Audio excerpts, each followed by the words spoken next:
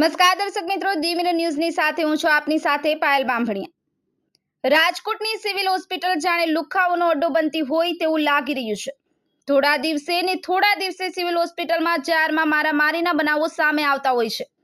ત્યારે ગઈકાલે રાત્રે પણ સિવિલ હોસ્પિટલના ઇમરજન્સી વિભાગ પાસે જારમાં મારામારી કરતો વિડીયો વાયરલ થયો હતો। ભરત ભરડવા સાથે રોહિત બોજાણી, દી મિરર ન્યૂઝ, રાજકોટ। નમસ્કાર મિત્રો, હું ફિરોઝ ઈરાની આજે તમને એક નવી વાત કરવા આવ્યો છું।